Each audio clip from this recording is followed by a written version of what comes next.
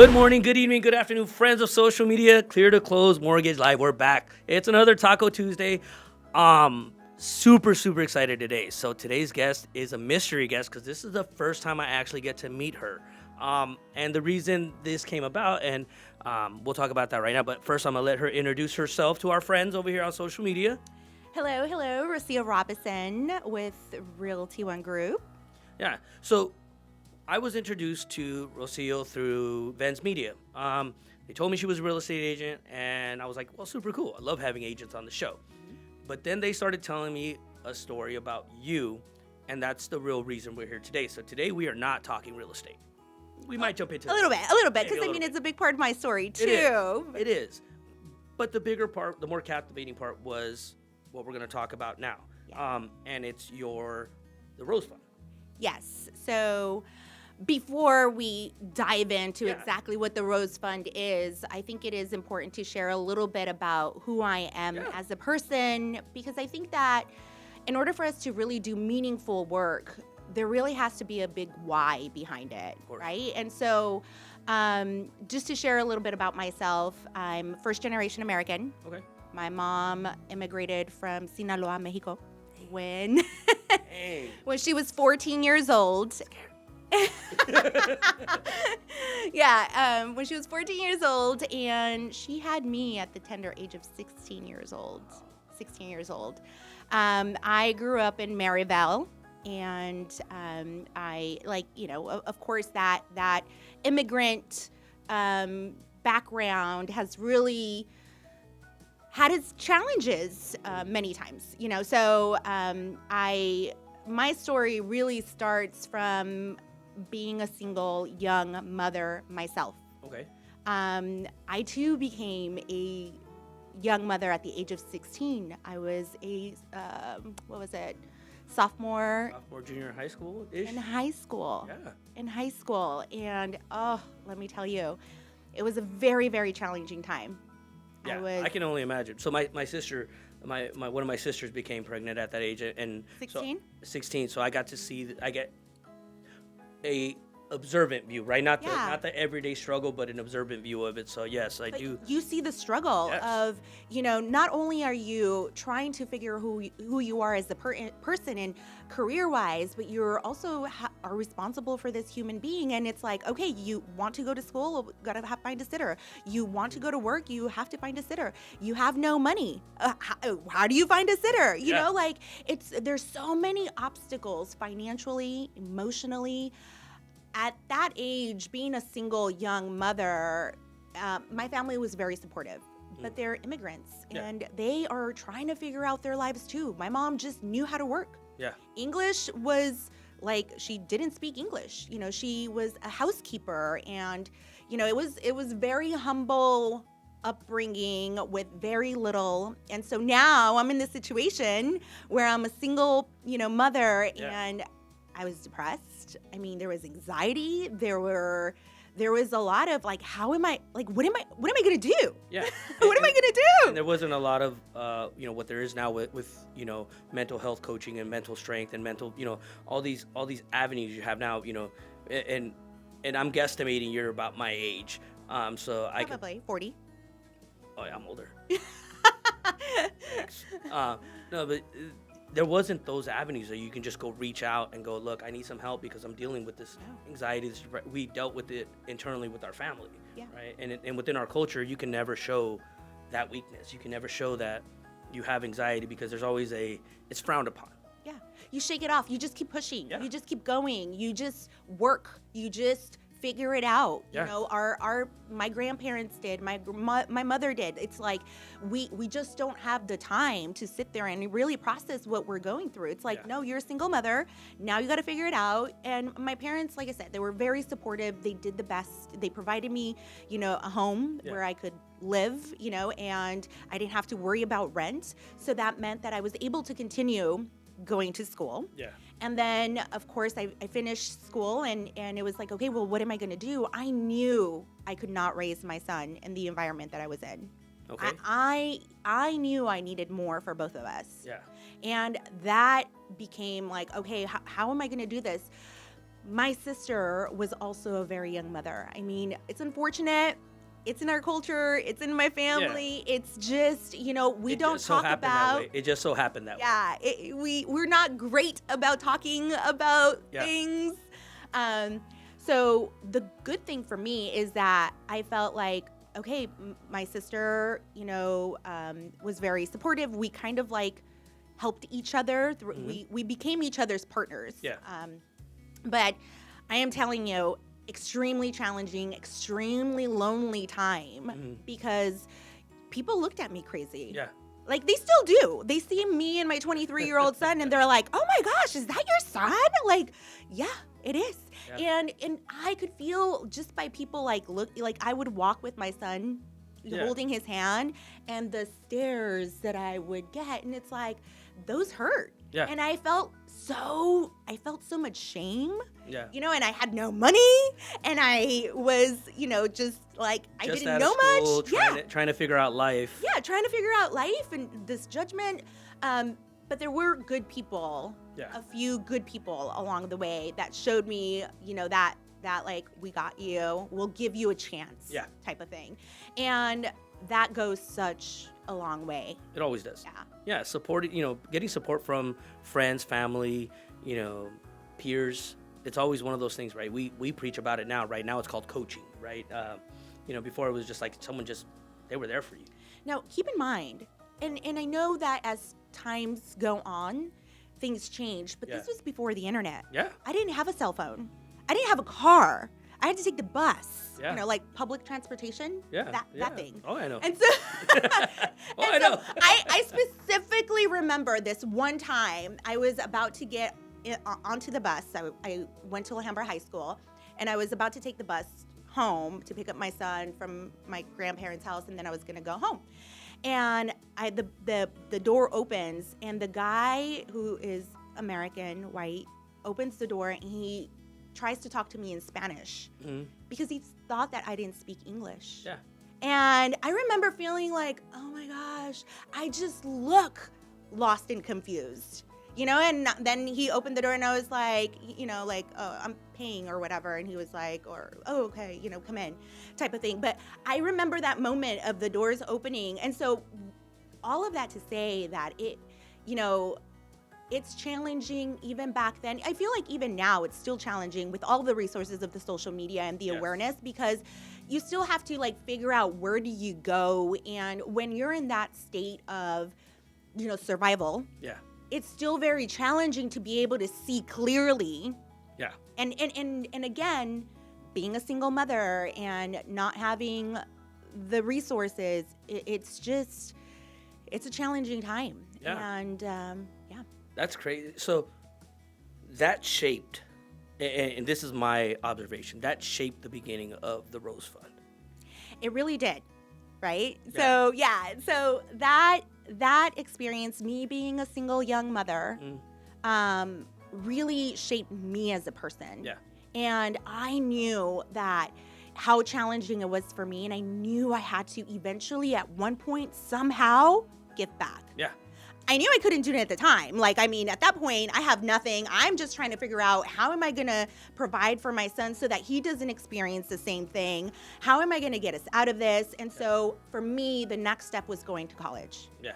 And I couldn't make a huge financial commitment. I couldn't, sign up for ASU because tuition was, 3 times the cost of going to Phoenix College. Of course. Where I went. Yeah. And that felt like, okay, I can do this. This feels like high school. It feels like, meaning the campus isn't so big. I can go there, and the classrooms were smaller, and it was more affordable.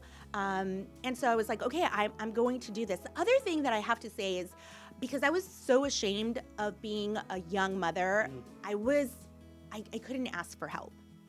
Meaning, I wasn't going to go to the school and say, hi guys, I'm a single mother and I need some support. Do you have a daycare program or something?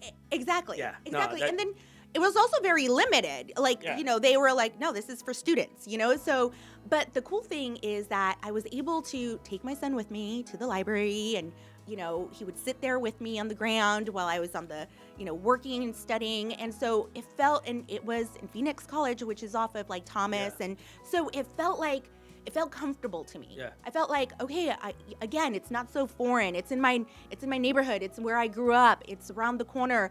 If he gets sick, I can go home. There was, many times where they called me, and there's one time he was jumping on the couch, fell, and they had to call the ambulance, and all those things. I'm down the street. Yes. Down the street. Yes, I'm down the street. Literally went home. Anyways, so I was so grateful. I'm so grateful for Phoenix College. I'm so grateful that those resources are there for our community. Yeah. Right? And so the other thing for me is the beautiful thing is that two things happened when I was going to Phoenix College is I met my husband at Phoenix College. Life-changing for me. I also started going and getting my real estate classes, my hours there. Okay. And so, it was one of the electives, and it wasn't because I was like, oh, I'm going to get my real estate license. It was like, I got to pick an elective. Let me, and I'll just try this out. I'll just try this out. Not only that, but at work, I worked at corporate. I had started off at 18 years old working at a call center at a local credit union off of 19th Avenue and the area. Yeah. Off to 17 somewhere. Yes. And so I was working there, and I was like, while I'm here, because what I've been taught and what I'm really good at is working, moving forward, and not staying stuck in one place. And so I was like, well, I'm already here. Let me figure out how I can move up the ladder. Let me make sure that maybe instead of getting paid, $5 an hour, I can get paid $7 an hour. And so I'm already here. Let me keep going. So they encouraged me to know the real estate terminology. Yeah.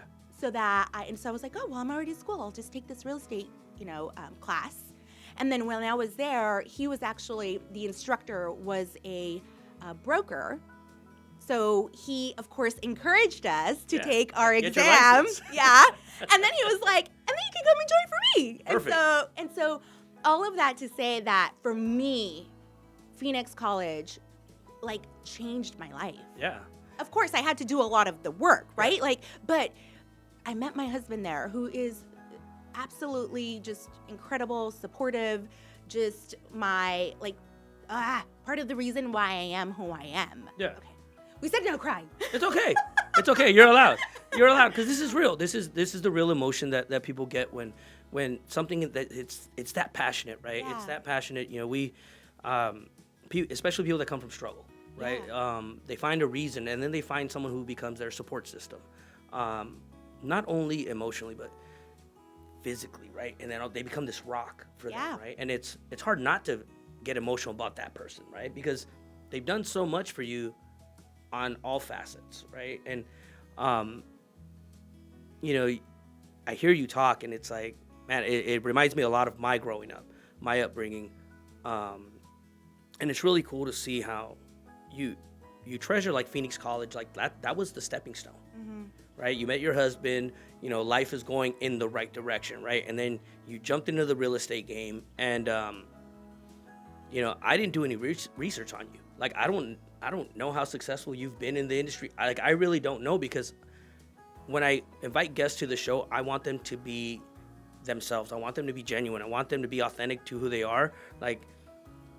It's not a recruiting tool for us. It's really a social network environment where we can conversate about the stuff you do, right? So you jumped in the game, in the real estate game. Yes, and so I got my license, and Yeah. he was like, "Oh, just get your license. You don't even. It's good to have. You've already done all the work. Yeah. You've already gotten all your hours." And I was like, "Yeah, that makes sense. Why not?" And I was working at the credit union, moving up the ladder per se. And the one thing that I was one of the only Spanish-speaking bilingual Yes. employees. And so what would happen is people would come into the branch, and they needed to talk to the mortgage loan officer that sat next to me. And, they only spoke Spanish, like my parents. And of course I will translate for you, because it's what I've been doing my entire life. Yeah.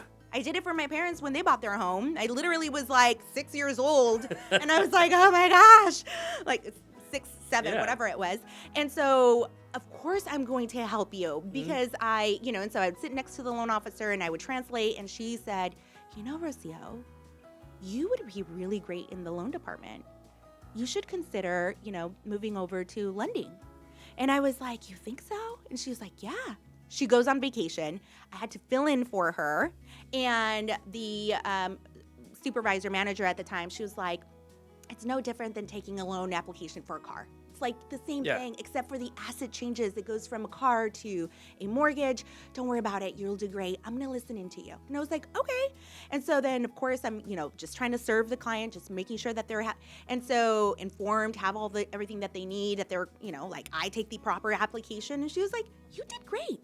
And I sent her a thank you note for giving me the opportunity to, get a shot. The application. Yeah, I was just so excited that I'm like, oh my gosh, I'm doing something different.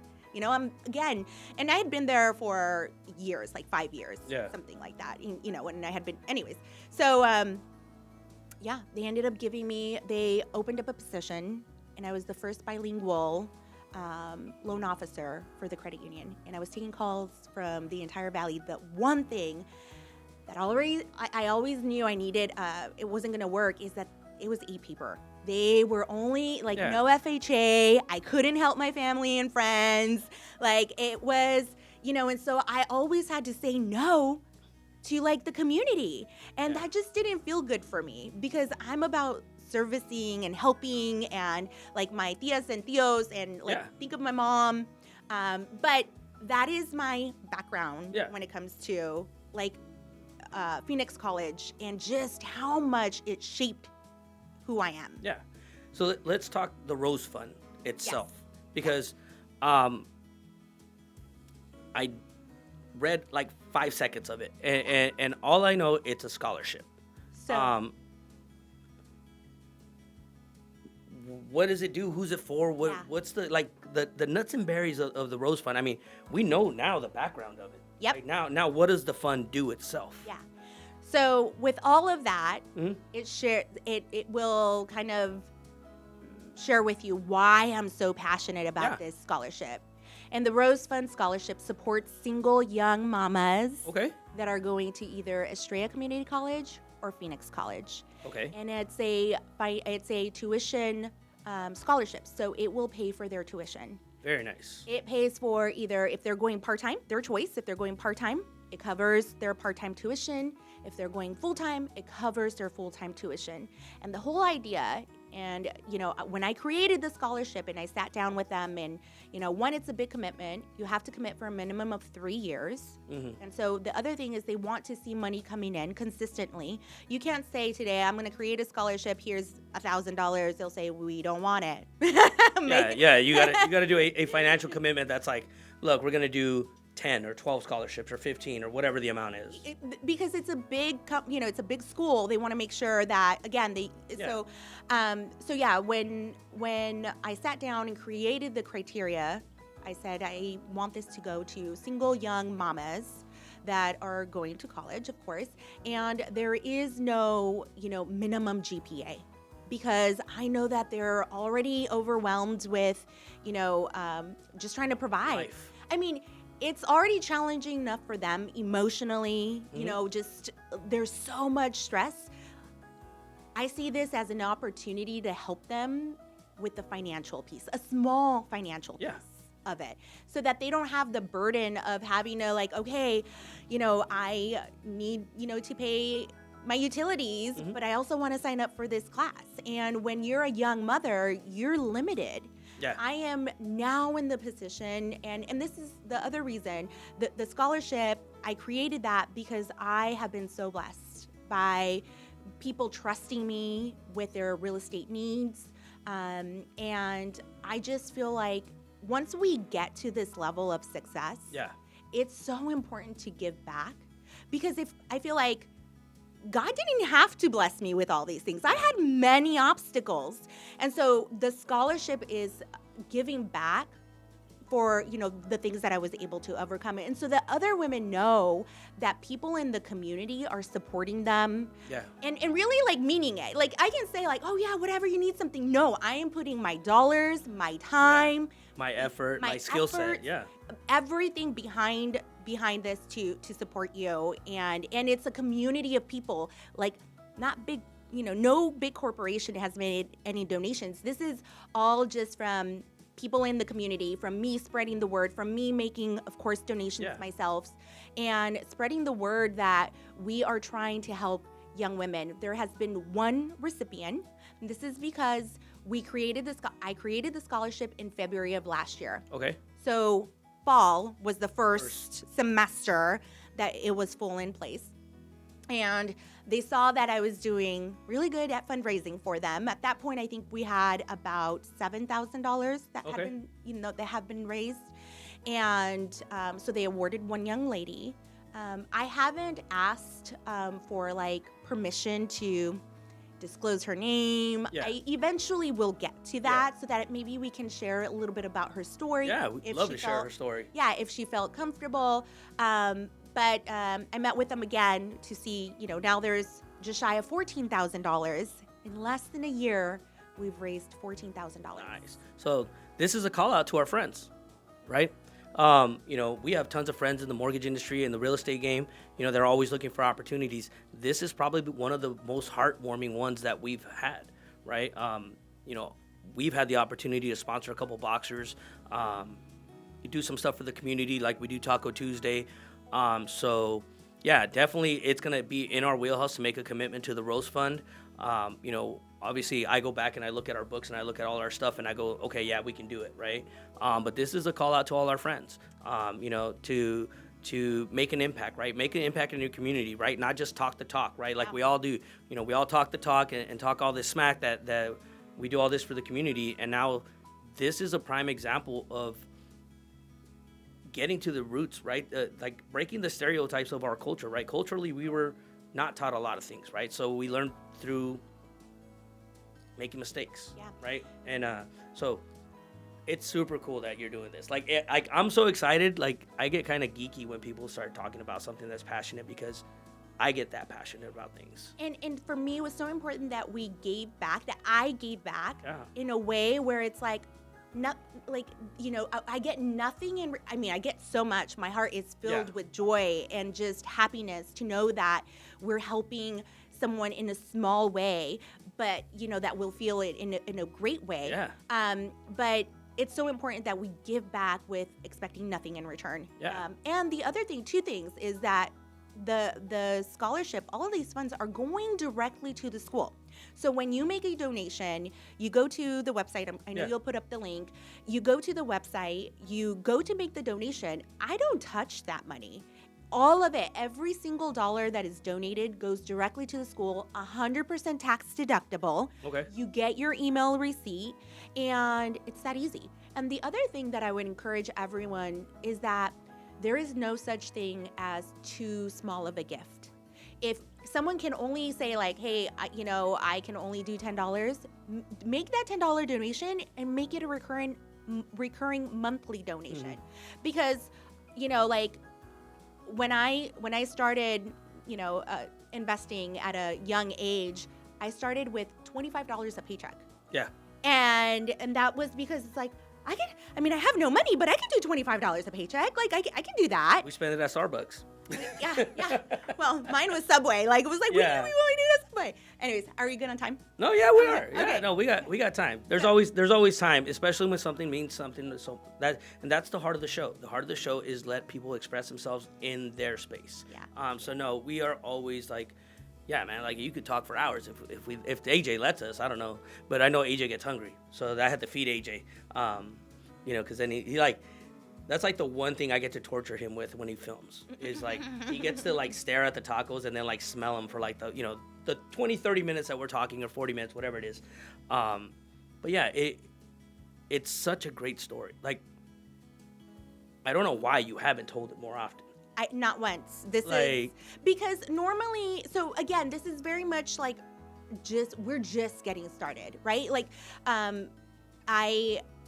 and here's the thing, it's kind of one of those things that in our communities, like, we are all so overwhelmed with so many issues, right? Yeah. Like our families, and like there's always somebody that we want to help, and something that it's like it's hard to just get out of our like immediate, Your immediate space to try to go tackle another challenge. Exactly. But I know how much good this can do. Like, I've told everybody in my family, you want to go to college, you just come to me.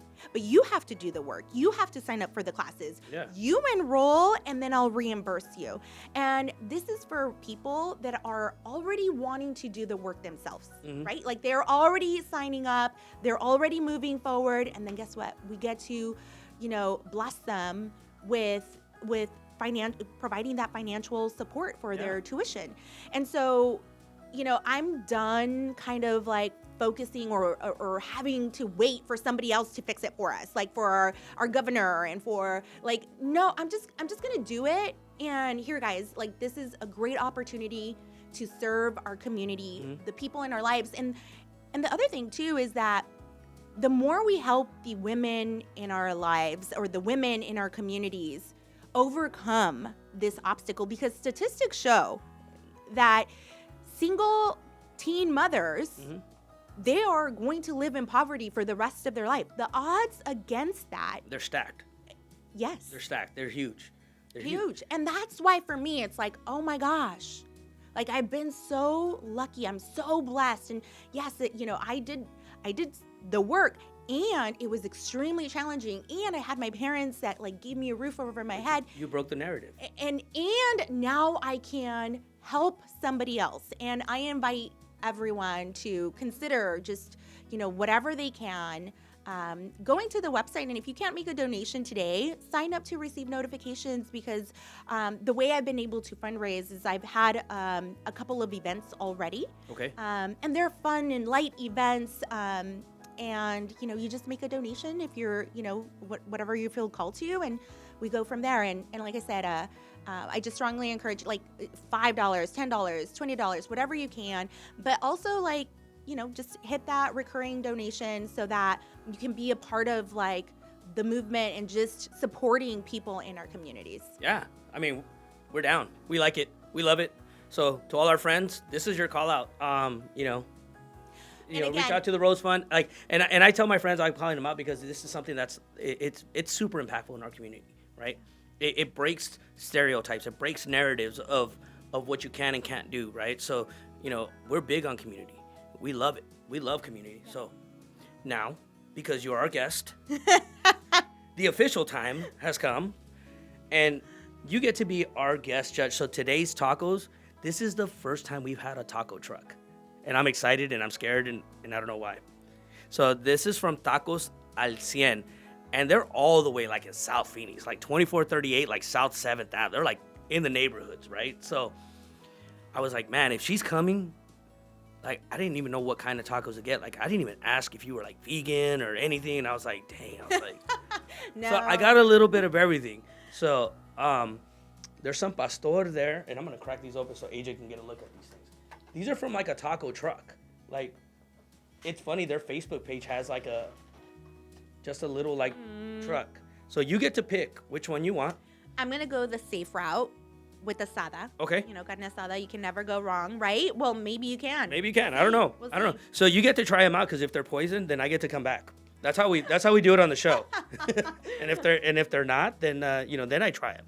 And then we have to feed AJ, because if I don't feed him, he doesn't produce our videos and stuff. May I have a napkin? Yes, sorry. Give this a try. Yes, All give that thing. right. So, yes. So, friends, if you're looking for real estate services, we're going to have her info all the way up there, and we're going to have the fund information in there, so you can go in there and check it out. If you're looking for, finance needs, give us a call over at Clear to Close. We're happy to help. She's over there enjoying her taco. How was it? Is it okay? Is it ish? So-so? Oh, it's so-so. So, we are so-so on the taco. Oh, that's not a good sign. I'm a little biased. Well, yeah, because- everybody is.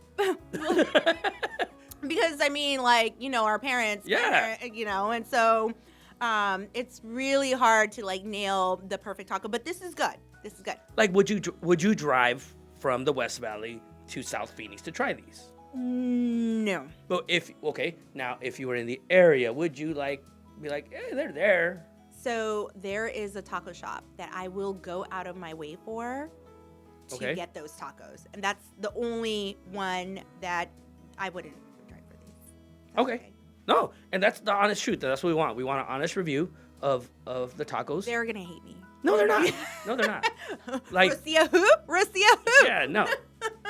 It's okay. It's okay. So what about you? Maybe you try one and you tell me what you think. I'm looking at what I want, and I'm gonna try one of the pastor ones, and I'm just gonna grab one. The pastor does look good. I mean, the meat looks a little bit more seasoned. I don't know. You already checked out, so I don't know. I don't know. I am gonna try a pastor later. And maybe it's because you're from Maryville and they're like on the south side, and there's like the whole like maybe it's like so like I'm surprised we haven't gotten into like fisticuffs, because I went to Carhaden, you went to Alhambra. I was supposed to go to Carhaden. Oh my gosh. Parents were like, no way. Like it was too ghetto. Yeah. Alhambra was a saving grace from Carhaden in our That's so awesome. So I went to Isaac like junior high when it was junior high at the time. My parents still live in the neighborhood, 39th Avenue in McDowell. Wait. What's that?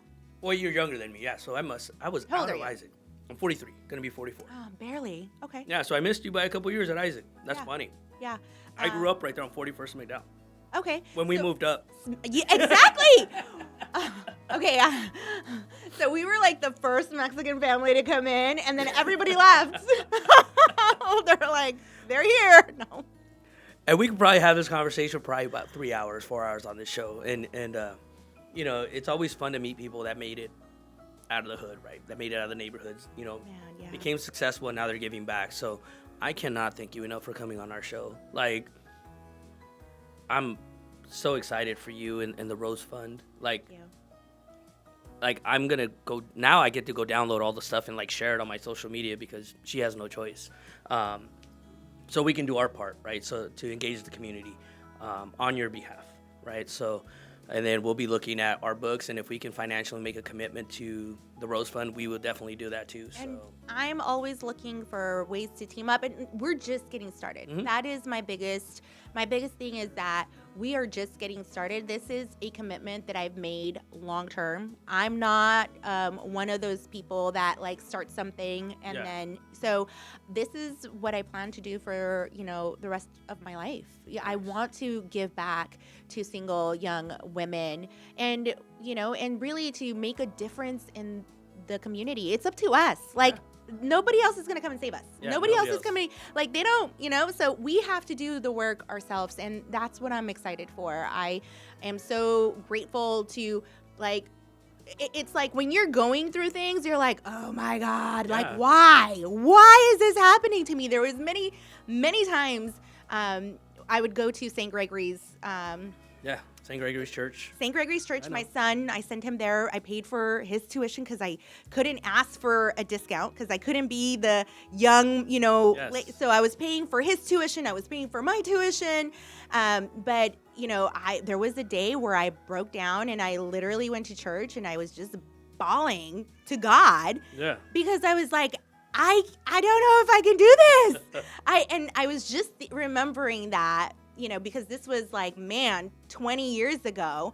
And I was just thinking about that moment. It's like, no, I was going through that because there were some lessons there for me. Yeah. And now I'm like, oh my gosh, I'm so grateful that, I've been able to overcome these obstacles, that I'm in a position to give back, that my family, my kids are living a beautiful, healthy life. Yeah. And, I'm just, I'm grateful. I want to give back. I invite everyone to do the same. And of course, if anybody else wants to, figure out how to collaborate, like, I'm all for teaming up and just giving back. Yeah. So with that, my friends, we're going to wrap up the show. I know that, it's in a very emotionally charged kind of conversation. I can see the passion in your eyes, so I can't thank you enough. for being a guest. Maybe we'll come back. We'll have a whole new set of conversation about just growing up, right, where we grew up. I think that would be an interesting conversation just because a lot of people don't get to see it or hear those conversations. So as always, thank you to Vens Media, AJ, for doing all our video production. Thank you once again for coming on the show. And we'll be back next week. New tacos. Maybe she'll come back. I don't know.